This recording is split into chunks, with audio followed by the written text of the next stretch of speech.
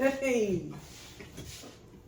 Hey, welcome to For Real Talkers. I'm Bobbi. And I'm Jen. And today we're going to be talking about, is it a specific amount of time to commit to a relationship? Like, what's too fast? What's too slow? If you're too slow, can you blow? And if you know, you know. Yes, and all that good stuff in between, because I met someone and I went out on a date with him. And we went on our first date, and the date went well. You know, I think I had spoken with the guy over the phone for maybe about a week before we went on our very first date. So now, after the first date, we're having good conversation and everything, and we were both talking about, we know that we're actually looking for a serious relationship, because both of us are at that age, you kind of want to settle down. Yes. But saying you're looking for a serious relationship, that don't mean that I'm saying I want you to be my serious relationship, because he said to me, well, he knows that he really likes me a lot. He pointed out all the accolades of whatever things that he really likes about me and felt that we would be compatible. And he says, well, Bobbi, do you want us to just be exclusive? And it blew not on the first date. Yes. Not on the first date. We talked for about a week. Then we went on the first date. What? And a couple of days after that, we're having conversation over the phone. And he asked me that. Do I want us to be exclusive? And that took me back for a second. I was like, I can't even get my words together right now. I would have been kind of blown away as well. But let me ask you, were you dating, like, you know how sometimes people do long distance dating? Were you dating over the phone for a couple of months? No. Before your first No. How many times I met did you talk him. on the phone? Well, we did speak probably every day on the phone for 1 week. And then when the weekend came around, we went out on our very first date. Okay. And so a couple of days after that, we still spoke on the phone probably every day. And then he asked me that. Yeah. And I had to explain to him, as much as I want relationship, but I don't want just a relationship. I'm looking for an extraordinary relationship. That's what I want to create, right? Yeah. And I explained all of that to him. So it takes time to get there. Like, we're not automatically, instantaneously going to just say we're exclusive with each other. For me, I think, I'm going to tell you exactly what I said to him. I said, just like that, you mean I don't have to do nothing to automatically be exclusive with you? Because he had already called me baby. And I was thinking, like, is he trying to get to my drawers a little faster? Because sometimes, I don't know, are men just trying to get you in that emotional state by, using all these endearing words and saying they want to be exclusive. They think they're going to get you to the bedroom faster. I don't know. The term baby, because we can go, let's talk about that real quick. The term baby does not mean anything to me. Hold on, y'all. Now go ahead, the term baby. That term baby is a funny word, because at first I thought that was like, if somebody call you babe, babe, that is an exclusive term. That's a term. Of course, it's a term of endearment. And I thought that if someone called me that was like the end all be all, because I'm babe. Long story, cut to the chase. No, that doesn't even exist. I found out they be calling, not every man, calling everybody babe. I'm like, so I said, do not ever use that term again with me. It's almost like a trigger word. For me right now. I knew the original babe from the 70s. My uncle, you would call my aunt babe.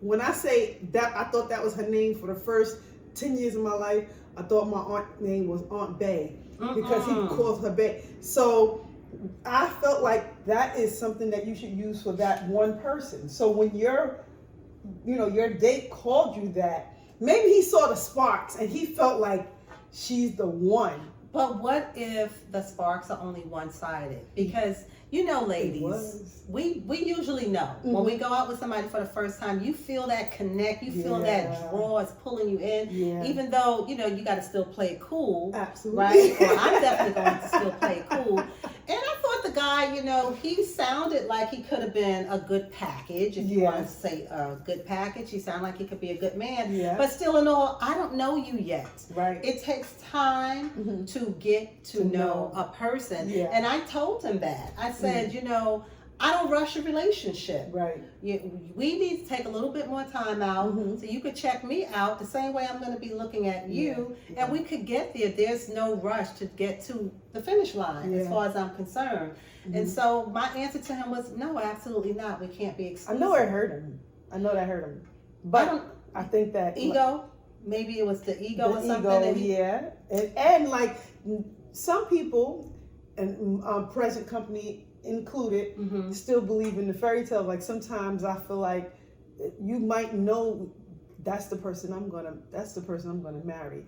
Okay. I don't know. It doesn't come like that every day, and it's like not once in a lifetime. It might be twice, or 3 times in a lifetime, but it don't come around every day. No, I think that like when you see that magic, you be like, he's the one. It could have been that magical for him and I. It was one date and a couple, phone calls and everything of that nature. But I do respect the fact that he felt something and felt enough that he wanted to date me exclusively. So I appreciate that. I'm not trying to make jokes about it, because some people, when you know, you just know. It's not like he was saying, let's get married, let's live together. He just knew he wanted to date me exclusively, and let's see where things could go. So kudos to you, and I do appreciate you for saying that. But but for me it was a no. I can't make that decision from one date. No, I cannot, because I don't even know if the connection is there. And to me, it makes no sense for me to say, okay, we're going to be exclusive, and then the following month, I see something that you actually told me, and now you're showing me something different from what you said. True. And then what now I got to do? Break up with you? I don't know. But you know what, Bobbi? What about the people who, even on these dating these shows like 90 Day Fiance, or these people who meet each other online and they just date online, like over the phone, and then they end up getting married. I know people firsthand who've met the love of their life online, and when they met each other, they got married, and then the other person moved to the other person country or whatever. But another country, another state, country, and it happened just like that. Like, so sometimes I still believe that it can happen. But you're right, it can't be one-sided. Sparks got to be there. No, I even know people who like they got married like in an instant, because they knew that was the one. Now, speaking of dating, then you have the people who date, and you think, like how your friend said he wanted to be exclusive. I can appreciate him at this stage saying, "Listen, I know what I want. I'm a grown man. I know what I want." But what about the guys who date you and date everybody else too, and you thinking you're exclusive? Well, yes, that has happened, honey. You think that you're exclusive. So like for me, I think that when we're all grown people, right? And when you first start dating someone, if you know you like them, or you can tell that the person like you, why not have that conversation right away? What are we doing? I mean, not the first date. We don't have to be exclusive, but what is a fair amount of time? I don't know what that fair amount of time is. And I think it's okay to ask whenever it feels right for you to say, listen, are you still dating other people? Right? Right. It's fair enough to say that. Are they going to be honest? I don't know. Some people will and some people won't. But let me tell you something. Somebody pursued me for 4 to 5 months. I mean, he called me every day. He was texting me multiple times throughout the day, and he really took the lead with the pursuing. Now, I'm not saying that I wasn't checking for him at all, because we once dated before, so he knew that I did have feelings for him still. But he definitely pursued for about 4 or 5 months consecutively. I mean, then he stepped it up. He even took me away over the weekend. I'm staying over at his house. We staying at each other's place. Spicy. So yes, and at the end of the day, it's not a relationship at all, because he's still. The heck was it then? So he's still dating other people. When it all boiled down to the end of it, he was still dating other people. That pissed me off. It's exhausting. I'm sorry. It's freaking exhausting. It is. It was kind of annoying, because I had already told him from when I dated him once before that I don't want to date you while you date other people. So if you still in this state of mind, or you still want to date other people, I'm never mad at that. You can date who you want. You can date multiple people. But I removed myself from the situation at that time because you told me you wasn't ready to date exclusively. And that was fine, you know, because I didn't want to date you. So now here you come back into my life, stepping it up, and at the end of the day, you're still dating. And, you know, he had a nerve to tell me, well, I would have told you had you asked. Because he used the word transparent. He's always been transparent. How, sir? No, because to me, transparency means you don't have to wait for someone to ask you anything. You're going to be transparent up front. You're going to define everything and say what it is up front. Not wait until I ask you 4 or 5 months later. Or maybe I don't even ask you, and now you just telling me that you was dating somebody. You're dating someone else. Catch me off guard like that. To me, that's not being transparent. No, that's a lie by omission. No, that's not. it. You're not being transparent. I 100% agree with you. No, I feel like if I told you from the beginning, I don't want to date you while you're dating other people. Yes. And then you come back and still try to impose your beliefs upon me. I don't know what to call it on me. It's not right. It's like, why would you do that to me? Don't you disturbing my peace? Well, you know what I think could have happened. What? Because sometimes we could be selfish. You know how they say hurt people. Yeah. And I'm not so that true. type of person. If I know that I'm hurt, I know that I need to be in a state where I need to be healed, Absolutely. make myself whole again before I try to go on to the next person. Right. Or if I don't feel completely whole and somebody's pursuing me, you know, they want to date me, I'm going to let them know, you know what? I was kind of seeing somebody. I'm not 100% ready to be out there dating someone again. I'm not completely over. However, I want to express it to them, but I'm going to at least let that person know. So I could be fair to them. And if they still want to date me, at least they could date me with caution, right? And they will know that I'm not 100% ready to move on and to be in some type of relationship, right? So I think that sometimes, you know, somebody could break things off with you. Right. And you don't realize that you really like the person until they dumped you. And sometimes you might not even really like them as much. It's just that the ego got involved. Right. And you felt hurt because you got rejected. Yeah. And it made you feel like you really want that person. Right. And so now you alone. So you turn to somebody else who is there. Or who you feel could be there for you. But you don't even tell them that somebody just broke your heart. You turn it to them for comfort. That's the thing of, it's not fair. People saying the best way to get over somebody is to get under somebody. I think that's not fair unless you tell the other person that that's what's going on. Exactly. Because now this other person, you know they have feelings for you. And you're leaning on them. It's kind of misleading because you're not really over that situation over there. Right? And then a few months later, the other person decides, I want my man back. Right. I want my man back. And then they come back to the guy, and he's still in a vulnerable state because she rejected him in some ways. He was hurt, and he wanted her back. So now, where does that leave you? Like, and that's not fair because that means somebody's going to be hurt. Somebody out of that triangle is going to get, their feelings are going to be hurt. And it was up to that person who made that decision. You made the decision for me to come back into my life and then know that I am vulnerable and I have feelings for you and give me these notions that we're going to be together. And then you turn around and like, I guess disappear or like change what your behavior. If you're pursuing me all that time, then all of a sudden you stop pursuing me. I can't respect it. I'm sorry. Well, what if you say stop pursuing you? Well, what if they just completely start avoiding you for days and weeks at a time, and then they finally let you know? Jesus. I got back together with somebody. They might not even tell you they got back together with anybody. They just, say that this is not working out or whatever the excuse is. This is not working out. Whatever their reason is, but they're going to part from you. But they didn't even tell you that right away.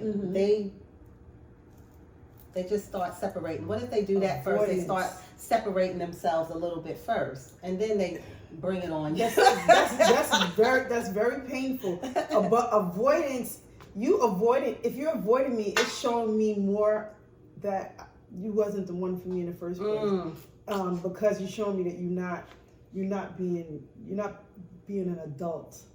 And I know sometimes I love to avoid things. I'm not a confrontational person, but that does not mean that, I'm adolescent. However, when it comes to relationships and conveying messages and if you need to tell a person, or don't lead a person on, don't lead them on, don't leave them hanging. Do not just say, I'll just fade to black. Whatever just be upfront, be open, be honest, listen.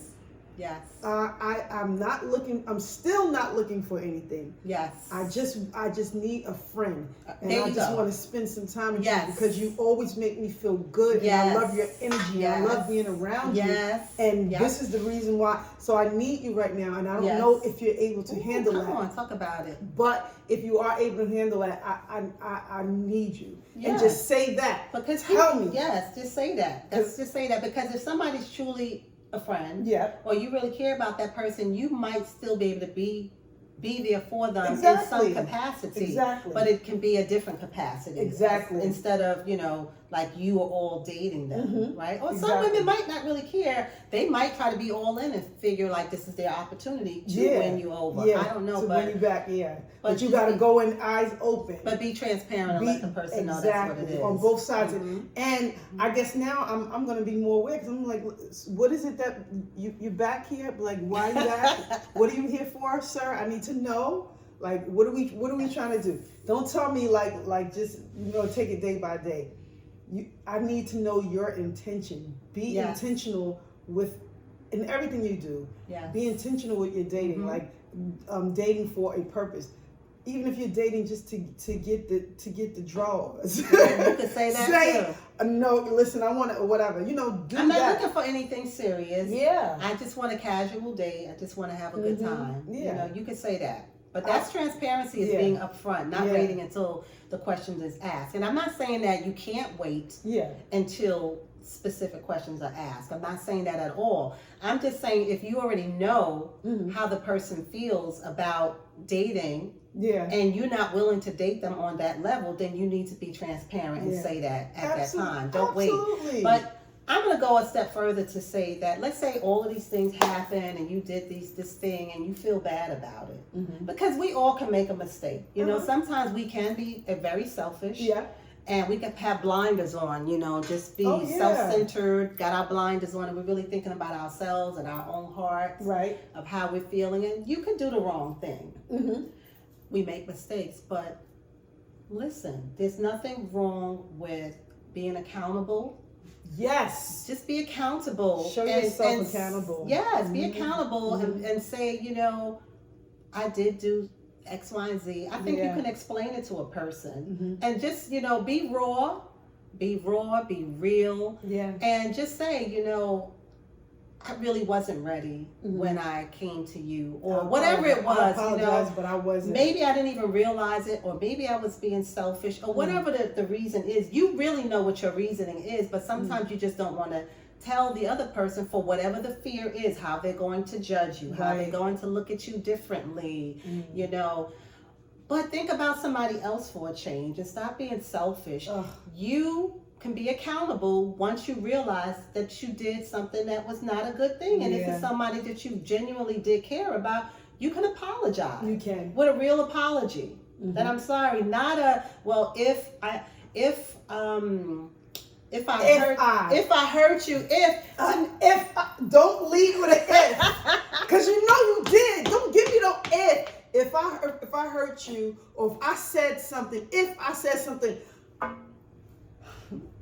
I was just about to say, like if was a fifth, that would be wrong, right?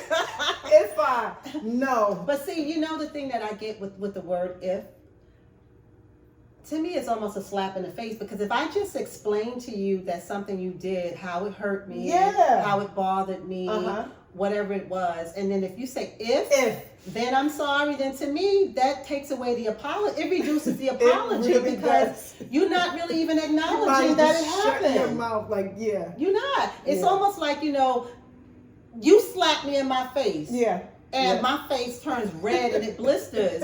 And then I call you up and say, oh my gosh, look at what happened to my face from you slapped me in my face. It's red, it's blistered. Look at it. Yeah. And you go, oh, I didn't slap you hard. If I slapped you hard enough to bust your face like that, then I'm sorry. What do you mean if? You know you slapped my face and this happened to my face now. So where's the if? That's selfish. Is that really being accountable for what you just did? And is that, how good is that apology? To me, we need to recognize the things that we do when somebody is telling us, listen more. Yep. Right? Let it absorb. And if you don't catch it in the moment that they're telling you, it's okay to follow up later. It's okay to follow up later. It is. But sweeping stuff under the rug, guess what? You're probably you're going to do it again. Yep. You're most likely going to do it again, or maybe to get done to you or something. I don't know. But you probably do it again because you are not fully accepting what you did. It's like you want to ignore it, like it didn't happen. It's a little narcissistic, actually. I like that word. To exhibit that type of behavior when someone comes in and they're like, if you know you did, you know you did, and you know feelings were involved. You know what I didn't want because I conveyed that to you very clearly. Yes. From the beginning. Yes. And the very same thing that I asked you not to do, you came and engaged me, and then still after you did it, you had the nerve to say if I. Now I didn't know you lying. Oh my gosh! Like that's it's not respectable to me, and then it will be hard for me to even accept you as a friend after the fact. Because I'm looking at you like, I can't trust you with my feelings. I can't trust you with well, in reality, they might not want to be your friend anymore because they swept everything under the rug. They threw you out with the baby in the bathroom and kept it pushing. They just threw you out like you was a piece of paper or something like that, toilet paper. Kept it pushing. So they probably don't care to be your friend anymore anyway. Yeah. But at the end of the day, just know it's not cool. No. And we got to be better with people and treat people better because stuff comes back around to bite you in your ass. I love the saying, I don't know, was it Maya Angelou or did Oprah say this? Be careful of the toes you step on today because they might be attached to the ass you have to kiss tomorrow. Something like that. And I'm not even saying that will happen in a relationship, but just know that these bad behaviors, it's not a good thing. And usually if you don't recognize it and hold yourself accountable, you're going to repeat that behavior. Be careful how you treat people. Be careful how you treat people. Yes. Because you wouldn't want to be treated like that. No, absolutely not. And we're at that age where when we know better, we could choose to do better. But some people just don't choose to do better. It's fear. Again, once again, fear is robbing us. Fear robs people with so many situations in relationships. Fear and, again, selfishness because no one wants to look like the bad guy or the bad person. So they always want to have that, I'm a good person, men and women alike. Yeah, I'm a good person. I couldn't do that. So sometimes you got to do those things that make you feel like the bad person. Just be honest, and that's it. But anyways, we was running our mouths and talking, and I hope that we were recording. Well, let us know because I want to know. Do you think you should break up with somebody over the phone? Should it be in person, or does it matter the time period, the length of the relationship? Should that dictate a phone breakup or in person? Gosh. Because this very guy who said after one day he wanted to be exclusive with me, he also told me, well, if a time comes and you decide that you're going to break things off with me, please don't have me come to your house to sit down and tell me to my face. Just tell me over the phone. Over the phone. He said, he told me just tell him over the phone, don't waste his time coming in person. So I thought that was kind of funny. But for me, it really just depends on the amount of time I've spent with the person. If I knew you for a couple of months, it might not make a difference. But if it's a year or so, Yeah, don't do that to don't do it. I think in person. And respect enough to do it to the person. Do it to the person. Talk to the person. And only I in suggest person. in person so that you can get the ample amount of time in to have that real conversation. And this way, you know, you can leave a person off better than what they would probably be with 2 minutes over the phone, right? Yeah. Because you cared about the person at some point in time. It always kills me when people, especially people who say they was in love and you love somebody for years, and then now the person never did anything really to you. They didn't do anything wrong. But you can't ever even talk to them anymore now. Exactly. What happened to? There was no friendship part of that love. Like, I don't know. I guess they wanted to they fell in love too quickly. Well, I would say all of the guys that I've loved, I'm still friends with them to this day. We are friends. Really? Yes, and I don't cross bridges. When I say friends, that's what it is. Yeah. I don't know. Speak for yourself. But anyway, again, I didn't love it. I didn't. You know. So Jen, do you have any final words? No, but don't break up with me over the phone because I will come to your house. Well, if you go to his house, his woman might be there. Then we're gonna break up together. And she might be cray cray. So there are some crazy ones out there. Wow. Well, honey, I hope that this has been informative for some of you, but I would love to hear what your experiences have been. Yes. You could comment below, let us know. Yeah, please. Okay. Like and subscribe. You know, hit us up on all the platforms. Yes, on all social media channels. Yes. So thank you so much for joining us today. This is For Real Talkers. We're real people. Say real things.